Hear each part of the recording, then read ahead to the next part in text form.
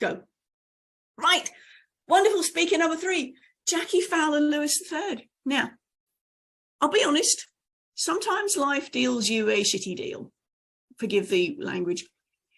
But what do you do with it? Do you let that colour your whole life? Well, you can do. Or like Jackie, you can see those boulders as stepping stones to where you're going rather than completely obstacles in the way. Jackie was in foster care system from the age of 6 to 16. We've heard from Robin how important those teenage years are, and having some consistency, having a person who will listen to you. That was not there for Jackie, but he's jolly well making sure that he's there for other people. Jackie, can you tell us more about You Are Not Your Past? Absolutely. Thank you. So, everybody, the year is 1993. There's a little boy in a room crying because he's lonely and he misses his mother. In the room across from him, a loud, frustrated, and angry voice says, "Nobody wants you. That's why you're here." If you were reading that story in a book, how many of you would think that that story has a happy ending? I know for me that I would not be too optimistic about that book. But that story is mine, and I am that boy. And if there's nothing that you take from these 10 minutes, I want you to know that you are not your past. So before everything started, my life began with 2 people, my biological mother and my biological father. My biological mother, she was addicted to drugs. I came to find out later on that my biological father was a pedophile, a match made in every other place but heaven. So what comes out of that coupling? I do. And with that, I have decided that I am not my past. I don't let any event, I don't let any person define who I am and what I become. Luckily enough, I was blessed to be sent to a place called SOS Children's Village in South Florida.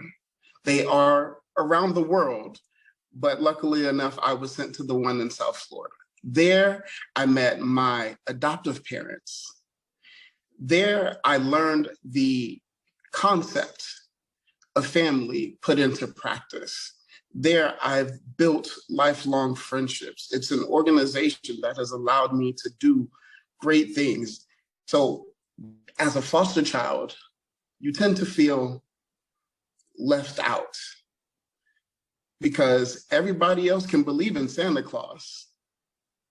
I knew he wasn't real because I saw the donors bring the gifts.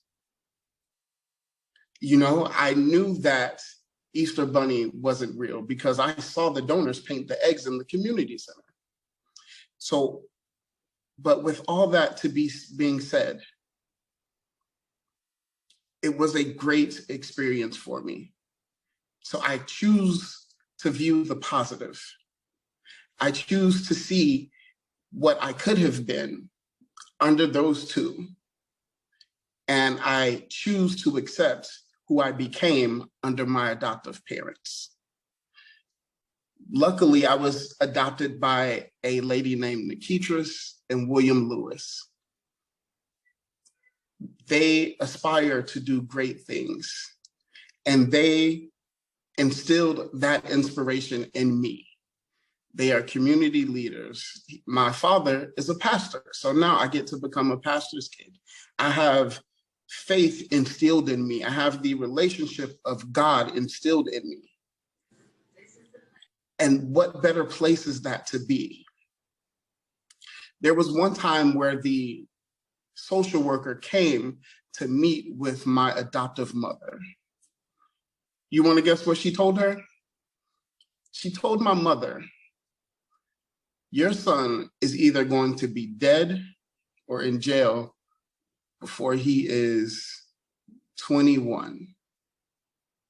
And my mother, she looked her in the face and she said, you don't know him, and my son is going to meet the president. The part that's heartbreaking is that this person was supposed to care for me. She was supposed to have my best interests at heart. But the system fails children every day, and they expected me to go by the wayside. But yet I continue to choose, and I continue to understand that I am not my past. Fast forward, I am now 34. I have 3 kids. I have a beautiful wife. I am living my dream. Literally and figuratively, I am living my dream. There is no place that I would rather be, because I understood that I am not my past. I've been able to publish 4 books. I've written a book. I've dedicated a beautiful book of poems to my beautiful wife. I've written a book on how to maintain and cultivate a healthy marriage. I've written a book on, it's a workbook on how to create a life that you want. And my last and favorite book is a book dedicated to young men, and it provides them with instructions on how to become a man. It's called The Unexplained Reality of Manhood. With that book, it's a compilation. Too many times I've heard older people tell me, man, I wish I knew then what I knew now. And far too often, they never tell you what they know now. So what I did, I decided to take what I know now, put it in a book, and give it out to someone that can help. And I even intentionally priced it at a lower price. So I want my knowledge to be accessible. I want to help people. I've even gone to create a mentoring program. It's called the Royal Nature Mentoring. Royal Nature Mentoring. In that program, we help create lesson plans, life skills, and we create a community for young men and even into their adulthood. We have created a community so that they feel safe and they can have a place where they feel welcomed and wanted. And we can continuously instill in them that you are not your past. So if you would like to learn more about me, follow me on social media. I would love to work with you and your organization. I'm currently booking for the 2023.